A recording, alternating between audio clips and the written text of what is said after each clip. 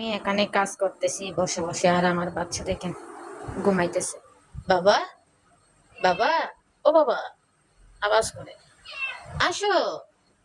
মশা কামড়ায় না? আবার ওটা নিয়ে কি করে? আহ! বাবা, নষ্ট করিও না। ও মা, এটা কি আমি ডাকি কি অপরাধ করছি? আমি ডেকে কি অপরাধ করছি তোমাকে?